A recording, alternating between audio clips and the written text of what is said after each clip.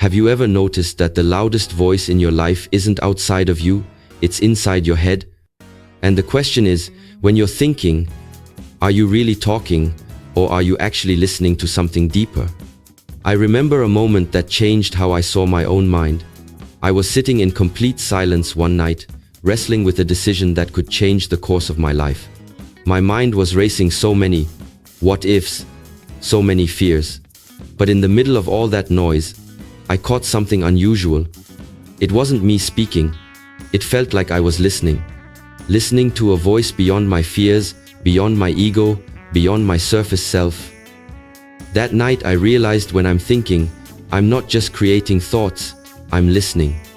I'm listening to the conditioning I grew up with, to the beliefs I inherited, to the doubts that don't belong to me, and sometimes, to the whisper of wisdom that does. That realization shifted everything. Number 1. Thoughts are echoes, not origins. When you pause long enough to watch your own mind, you'll discover something most people never notice. The majority of the thoughts that rise inside you are not fresh creations, they are echoes. They are repetitions of conversations you've had, judgments you've heard, warnings you've been told, and fears you've carried for years. Thinking feels like an original act, but most of the time, it is simply replaying a recording. I learned this in one of the hardest seasons of my life. I was about to walk away from a career I had invested years into, and my head was filled with voices. What will people say? What if you fail? You'll regret it forever. At first, I believed these words were my own truth, my own rational reasoning. But then, in one quiet moment, I realized something stunning. Those voices weren't really mine. They were echoes. Echoes of a teacher who once told me I wasn't cut out for risk. Echoes of a parent who carried their own fears of financial instability. Echoes of friends who had settled for comfort and projected their doubt onto me. None of those voices were born in that present moment. They were remnants, recycled memories dressed up as thoughts, bouncing around inside me, and I began to understand that when we are thinking, we are often listening to the ghosts of the past. You've probably experienced this too, standing at the edge of a decision, wanting to step forward, but paralyzed by a voice that whispers, "Don't. It's too risky. You'll embarrass yourself."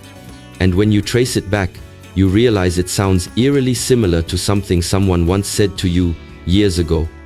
That's the trap. We mistake echoes for our own truth. But the moment you see them for what they are, you are free. Free to separate what is an echo from what is an authentic insight. Free to choose whether to keep listening or to change the channel. This is why many people live the same year on repeat, mistaking yesterday's echoes for today's reality.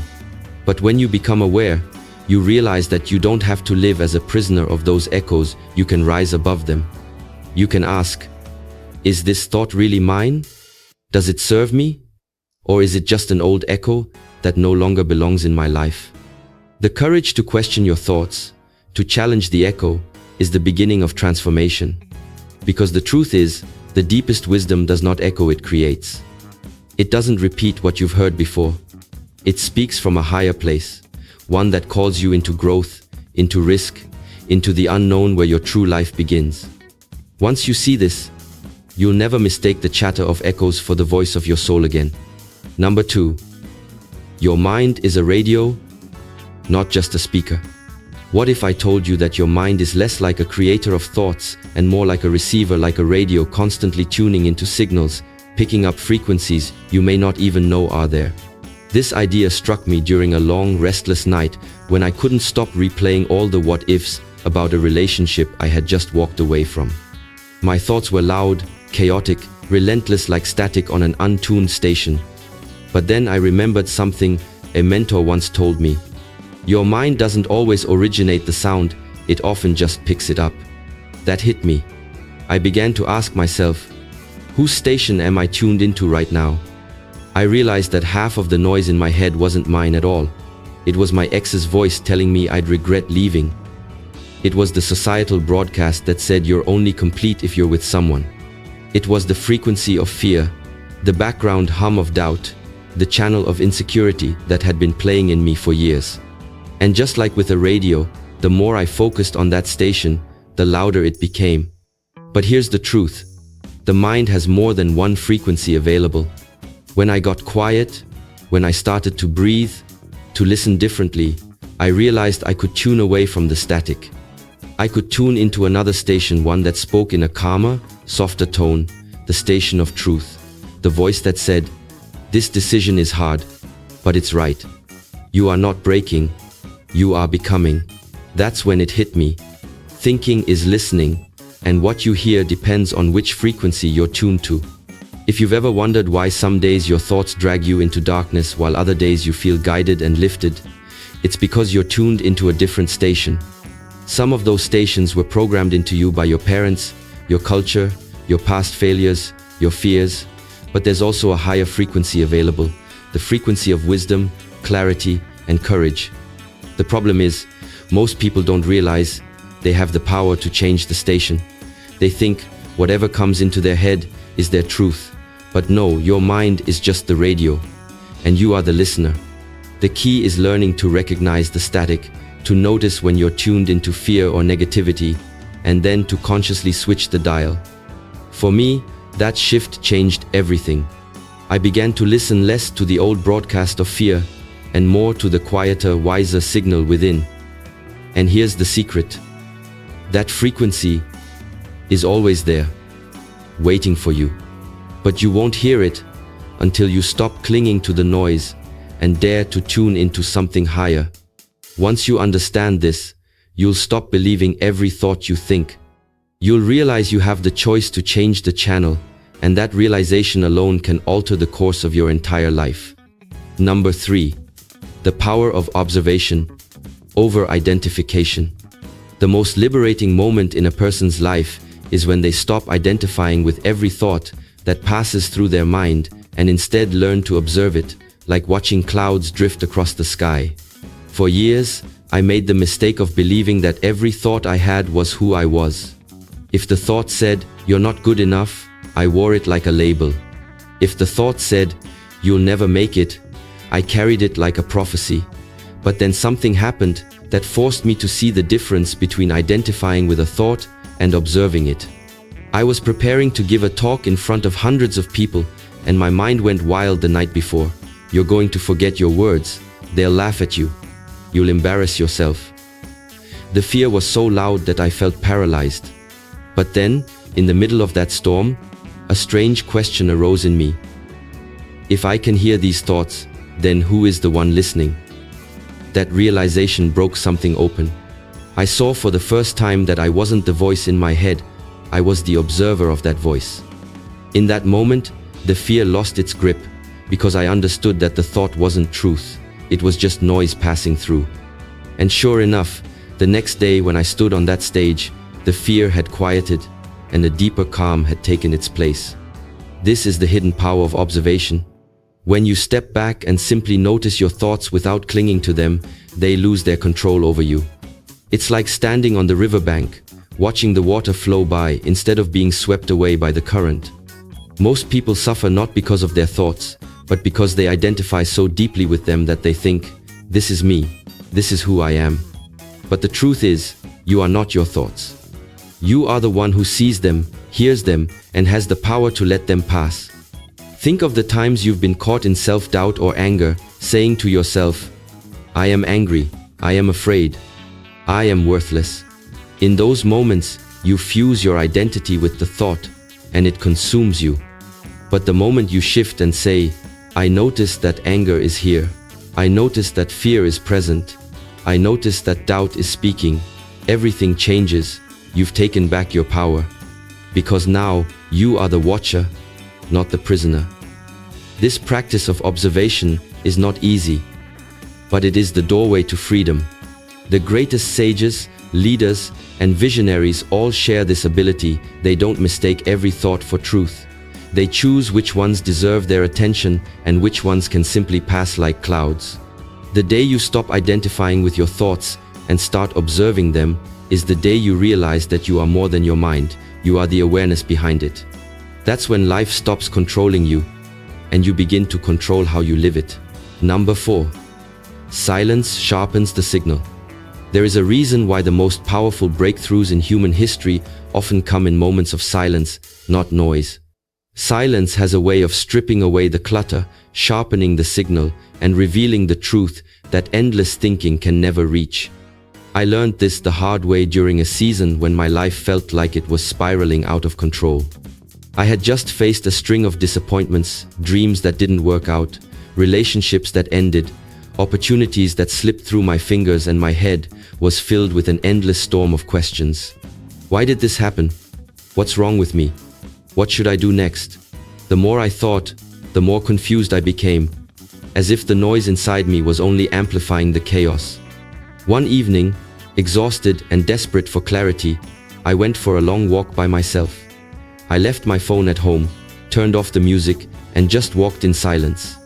At first, the noise in my head screamed louder, my mind replaying old conversations, regrets, and anxieties.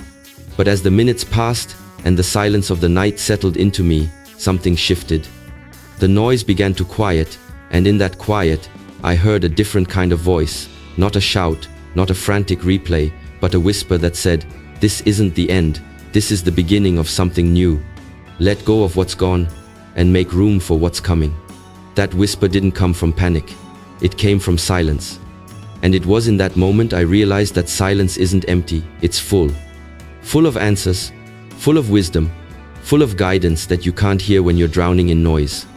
Most of us live our lives constantly surrounded by distractions, phones buzzing, TV playing, conversations swirling, thoughts racing, and we wonder why we can't find clarity.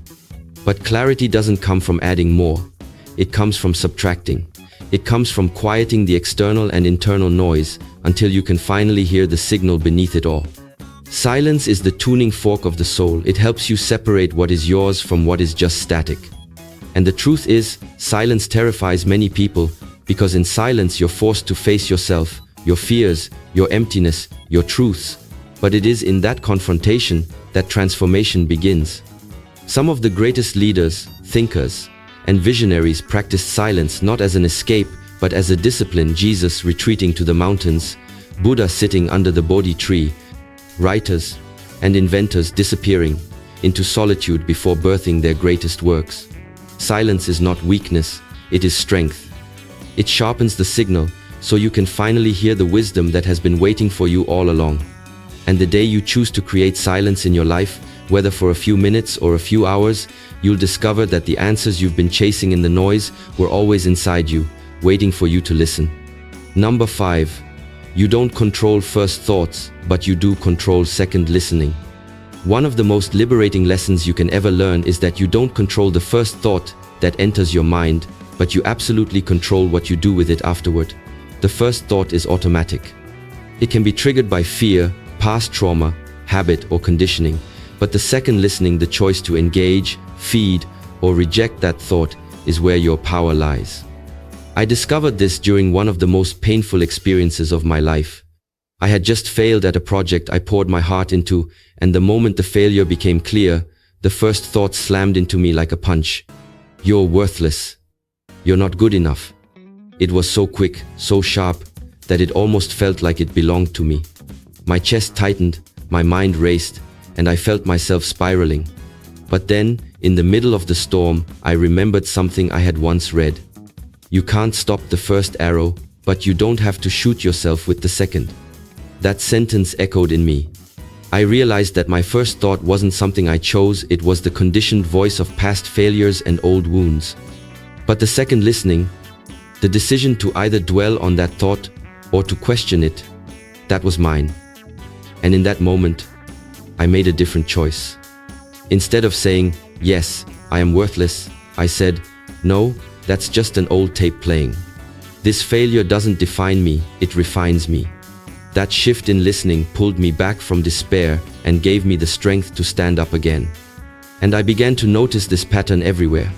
The first thought often shows up as doubt, fear, or negativity. You see someone succeeding, and the first thought whispers jealousy. You face a challenge, and the first thought screams, "You can't." You step into uncertainty, and the first thought tells you to run. But none of these thoughts are the problem. The problem begins when you keep listening to them, when you feed them, when you let them take root. That's where people get trapped, mistaking their first thought for final truth. But freedom begins the moment you recognize the gap. You may not control what arrives, but you control what stays.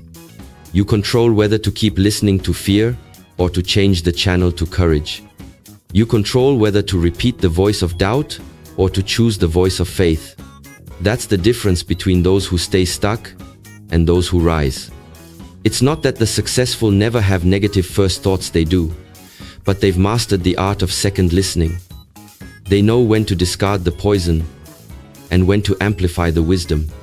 And so the real question is not, what was my first thought? But, what am I choosing to listen to next?